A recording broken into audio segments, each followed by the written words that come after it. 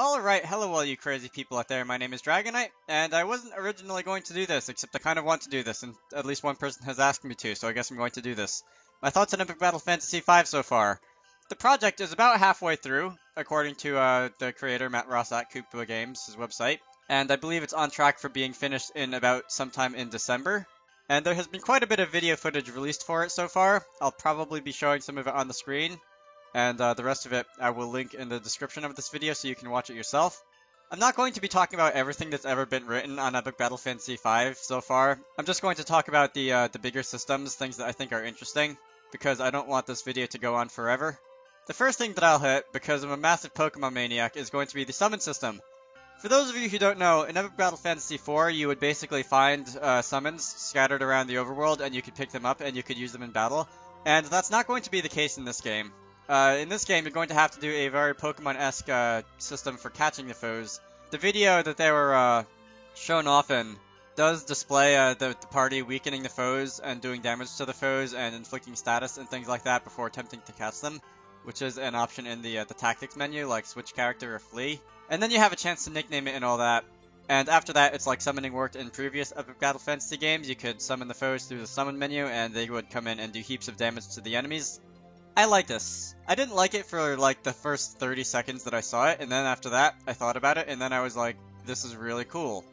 It sort of suggests that you can summon any foe that you can fight, except maybe bosses. Bosses probably can't be caught because that would be a little bit of an anticlimactic end when you're fighting Godcat or whoever the final boss is, and you can just capture them in a box.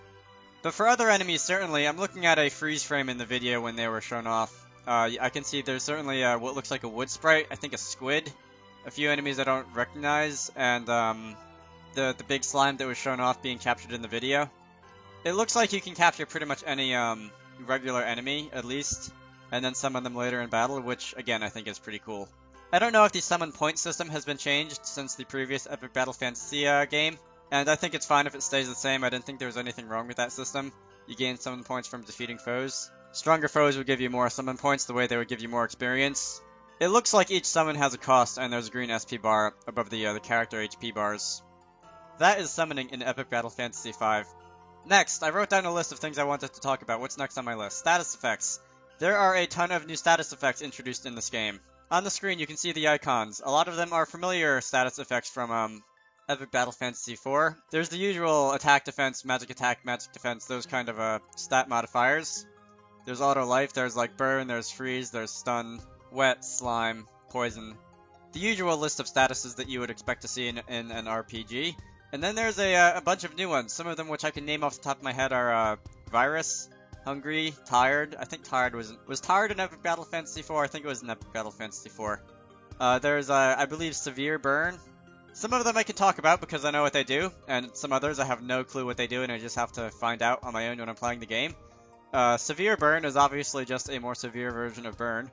Hungry causes characters to eat uncontrollably, which sounds good or bad, because it could just give you items in between turns when you need them, like if you need the HP. But it could also be bad, because it would waste your stock of items, and hopefully you have enough stored up. I don't know what happens if you're hungry, and you don't have items to eat. Would you, like, gradually lose HP and then eventually die, or something like that? Oh, I see there's also what looks like a full status effect, which I would take to mean that you can't use food-related items, which would suck. Also, something that sounded rather interesting is the virus effect, which is basically, as I understand it, poison, except it's contagious between foes and characters, which makes it considerably scarier than poison. Although, from what I've heard, there are valid strategies that would include things like equipping armor that would give you resistance to virus, and then you can spread it to your enemies. That sounds like a fun way to go through the entire game, to be completely honest, except I imagine that the stronger bosses are going to have immunity to virus, which is less fun. Alright, moving on. If you want to study the picture on screen for a little bit longer, pause the video. And I'll leave links to literature that I can find on status effects in the description of the video, where you can read up on it more yourselves. What do I want to talk about next? Oh, Foe AI. A couple notes on this. As Koopa has described it, foes are now a little bit smarter. For example, there's now an aggro stat which some certain enemies will take advantage of. Certain smarter looking foes, whatever that means, can target players that have weaknesses to their respective elements, which sounds annoying. certain enemies have been programmed to specifically target players who are at low HP, which also sounds annoying. I imagine most of these AI bonuses are going to be specifically for bosses, or it sounds like special enemies like smarter looking foes, whatever that means again, or beasts-like, which I guess involves bears and wolves and other things based off wild animals.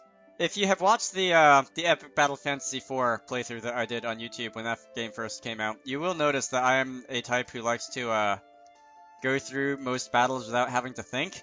And I could see that being a little bit of a problem this time around, at least in boss battles, because I do remember specifically pointing out that a lot of times in boss battles in EBF 4 and EBF 3, there were just deal damage, heal, and rinse and repeat.